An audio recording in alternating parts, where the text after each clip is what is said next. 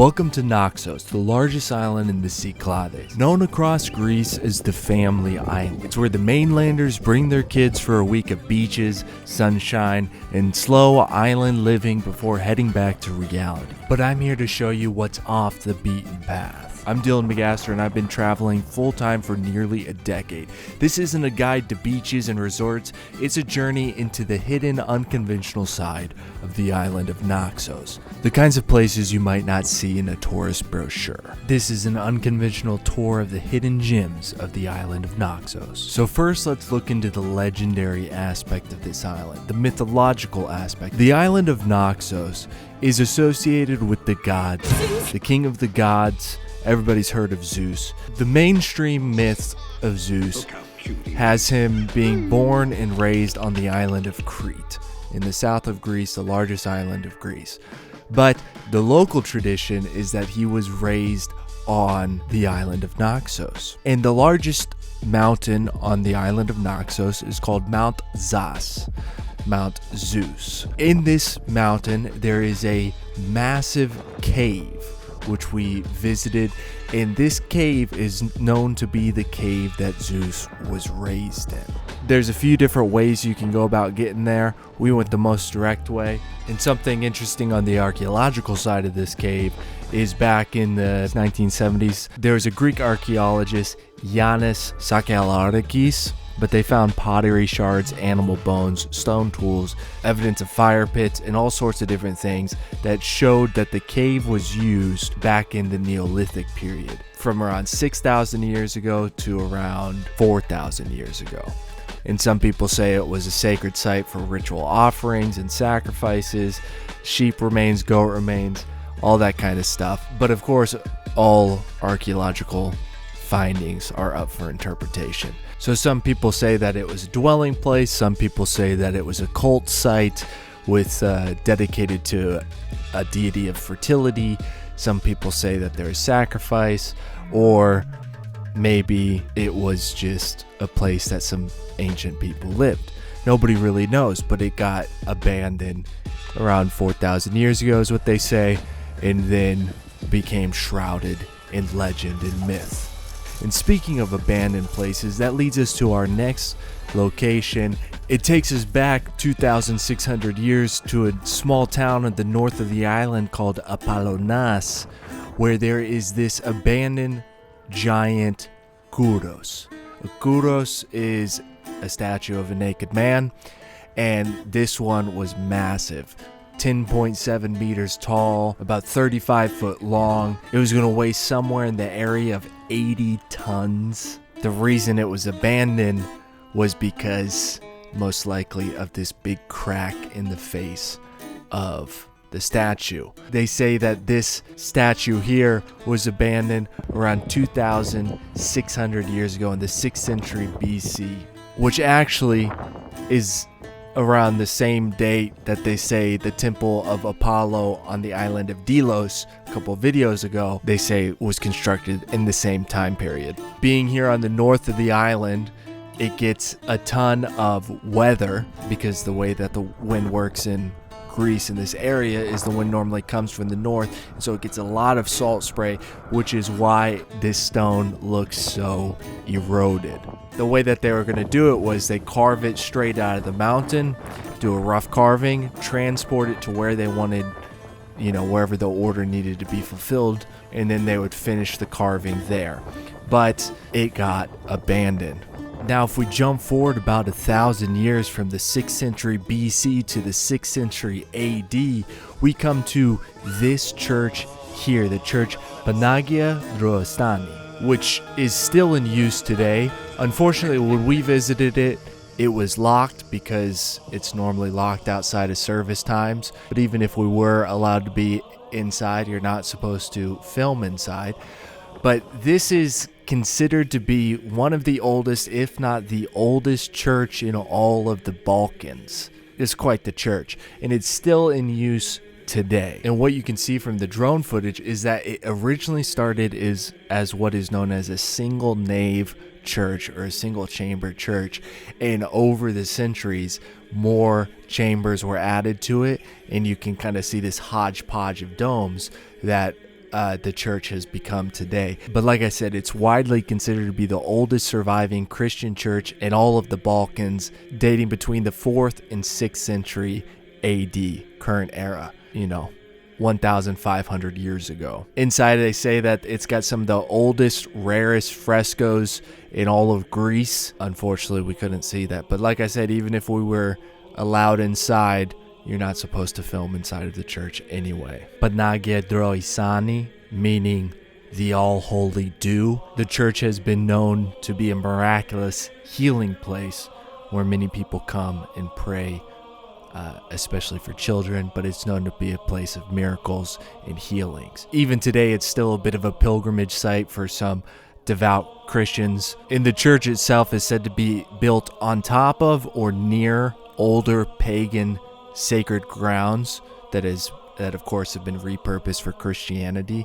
Very common thing throughout history. But the church itself is a testament of endurance. It's been around for 1,500 years, survived earthquakes, invaders, neglect, and is still standing. It's still holy, and it's still used today. And of course, like many places in Greece, it has a nice natural water spring, and so filled up with some nice, fresh, clean, holy water to bless the system. And so if we go from 1,500 years ago to just a few hundred years ago, after the great schism of Christianity between the Orthodox and the Catholic Church, we find here on the island of Naxos an abandoned Jesuit monastery. The Jesuits, of course, being from the Catholic order, and the Greek Orthodox being, according to the Catholics, the schismatics. According to the Orthodox, the Catholics are the schismatics. Long-term debate.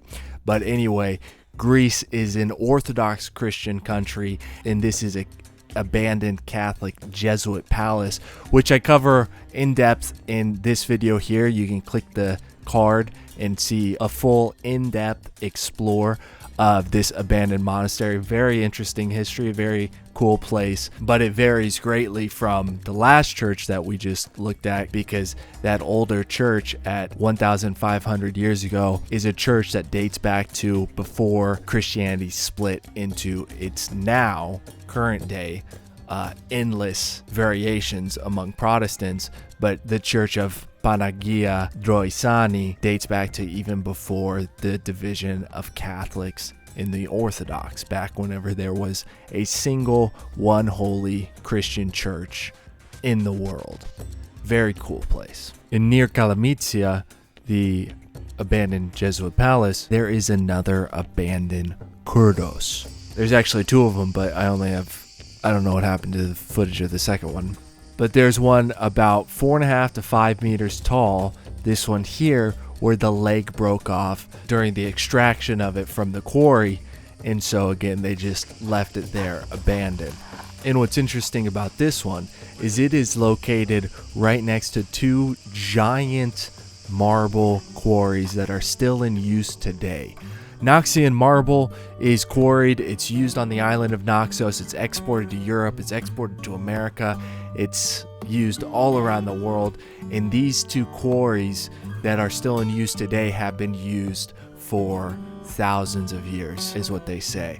And they are just basically shaving the top off of these two mountains here, slowly but surely, just getting that marble, getting that money. Naxian marble is not the highest quality of marble in all of Greece, but it is still really good marble and a good business and a resource on the island. The thing about quarries, of course, is they're definitely non-renewable. Once you lop off the top of a mountain, it's definitely not going to grow back. And so, which is why you can find quarry sites thousands and thousands of years old, because you're just literally cutting into the side of a mountain. And there are quarries all around Greece, because of course Greece is famous for its marble. It's one of the things that it was known for in the ancient world and in the modern world is Greek marble. And since we're on a bit of a quarry kick, let's move over to the east coast of Naxos, to the small village of Moutsouna. Up until the 80s, Moutsouna was used as a port where they exported emery. Now, you've probably never heard of emery, or corundite is another name for the mineral, but I know for a fact you've used it before. So emery It's broken down and used as an abrasive. It is mixed into things like asphalt and tarmac to give it some more grip and traction. It is also used in things like nail files and sandpaper that's made out of emery. So this port here was used to load up ships and boats full of emery that had been mined up on the nearby mountain, and then it was transported to a different port and, moved into the whole economic system. But this port was used all the way up until just about 40 years ago in the 1980s. And another cool thing about Moutsouna, it's all the way on the east coast of the island, so it's far away from the busy, popular spots on Naxos, and it's got a nice beach. So if you wanted to lounge on the beach in a more kind of low-key area, this would be a place to go, and it's got nice little fish taverns. It's just a good, small Greek village. Nice place, worth the visit for sure. And it was actually here that my friends, this is Sitara and Valantis, by the way, and their baby Antaraxia, and then of course Nikki, they surprised me. It was my birthday, and so they got me a cake and sang happy birthday, which was a nice surprise. I had no idea that they were going to do that. I was flying the drone and completely oblivious, and they were laughing at me that I was so absorbed into the drone that I didn't notice that they had brought out a whole cake and everything. And another surprise Naxos has is that it has a pretty big waterfall, which in the Cyclades is very abnormal. So we made our way to the small village of Keramoti, and this is a tiny little village. I'm talking, 20, 40 people live in this village. Like, none of them speak English. And so we wanted to see the Moutsouna waterfall, but we weren't sure if it was going to be flowing. We find the path. The baby starts, getting hungry and upset. So Sitara stays behind with the baby. And Valanti and Nikki and I, we head down this path. We eventually come across some people that tell us, no, the waterfall is pretty much dried up. You can still go down there. It's like a 45-minute walk to get down there, but it's not flowing, so there's nothing really to see. You gotta catch it like this, like Gandalf does. Yeah. You don't want to slap it. Valanti had headed back to check on his wife Sitara and the baby Antaraxia, and so it was just Nikki and I wandering around exploring the little village. You totally had it. And Nikki got sidetracked and wanted to catch some butterflies. No, hold it like this. Okay, I missed it. Oh, shit. You got it? No, she's scared. You get it? She wasn't about to escape. Dude, so you can't cage a butterfly, Nikki. All right, now what are you gonna do? Release it. Stab her and put her in a box. Nah. Dry it out. No, Kalle. I'm going to do a spin. Are you ready? Nah. But take a look at her first before I release it. Hello, buddy.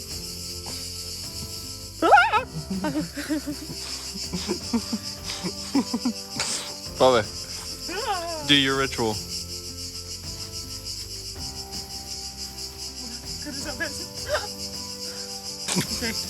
But as we were making our way back to meet up with Sitara, Valanti, and Antaraxia, we came across this old Greek gentleman. And I can't actually remember his name. I don't have it on camera, so sorry about that, sir. And I don't know about you, but in my opinion, this gentleman is a spry 83 years old. Very, he's a bit hunched over, but he's very athletic. Look at him climbing up and down this hill. No problem, balancing. He's still very much doing well, which if you know about the Greeks, then you know that a lot of Greeks live to be very, very old. And Naxos isn't known for it, but there's another island in Greece that is considered a blue zone where, they've got a super high concentration of people that live to be well over 100 years old. This nice gentleman gave us some fresh cucumbers out of his garden, and gave us some herbs for tea, and really nice guy. That's one of the greatest things. Time of year, they don't get tourists in that village. They probably don't really get tourists in that village to begin with. And lucky for me, I had Nikki there who's Greek, so she could talk to him. He didn't speak any English, so I had no idea what was going on. I mean, I pick up the context clues and Nikki would translate. every once in a while, but he was, you know, Like candy. just wanted to show off his garden. Just really nice guy. Same. You make Another tea out of that? translation. Yeah. It's how do you drink sage? Yeah. How do you call those things that are not tea but they're bota? Herbal teas? Herbal teas, no. Botanical teas? Girl. And to me, it's the moments like this that can't be found in a travel guide, the spur of the moment, what happens in reality, that I cherish the most when traveling. And then if we take a trip back down near the mountain of Zeus, and we go back in time around the time period of Panagia Drosiani, then we come to Fotodotis Monastery. Now, this monastery is believed to date back to the 6th or 7th century, so during the Byzantine period, of around the same time, they say, as Panagia Drosiani. So this is before the schism of Christianity, and the monastery is said to have been, used for centuries as a monastery full of monks living a monastic life. It was also said to be used as a defensive fortification, as a castle, to defend against pirate raids, Ottoman pressures, and local feuds. So it doubled as both a monastery and a castle, is what is said to be the history of Fotodotis. Now, the word Fotodotis means the giver of light, often translated as well as the light of Christ. Giver of light, light of Christ. Giver of light kind of makes you think light bearer, which I'm not going to go down into the whole esoteric aspect of that. Fotodotis. It's said to have flourished through the Byzantine Empire and even into the Venetian occupation of Greece. So the monastery withstood the schism of Christianity, and I assume that it maintained orthodoxy rather than Catholicism, as Greece is 90% Greek Orthodox. There's like no Catholics in Greece. But as time went on, in the 17th and 19th century, it slowly declined. The church kind of shifted their focus to larger towns, and by the 19th century, by the 1800s, the monastery was no longer permanently inhabited by monks. So what that means is this monastery was abandoned around the same time that the Jesuit monastery was abandoned. But the Jesuit monastery, which I cover, like I said, in depth in another video, was abandoned because the Pope shut down the Jesuits, most likely, is the reason that the Jesuit monastery was abandoned. Now, Fotodotis isn't completely abandoned like the Jesuit monastery. Fotodotis is still used regularly, mainly for the feast days, the holidays. In Orthodoxy, then it's used as a chapel. But when we visited, it was all locked up. There was nobody there, so we weren't allowed to go inside, unfortunately. But some people make pilgrimages to the site, and it's still used by locals and by the church on special occasions. And just like it eventually became time for the monks to leave the monastery, it was now time for Citara, Valanti, and Ataraxia to leave the island of Naxos. So we took them to the port, to the ferry, and saw them off. If you ever have the time to visit Naxos, it's worth the visit, it's worth the trip. It's off the beaten path, and there is a lot to see there and a lot to do. But the whole island is pretty low-key. Thank you for watching. Have a great week.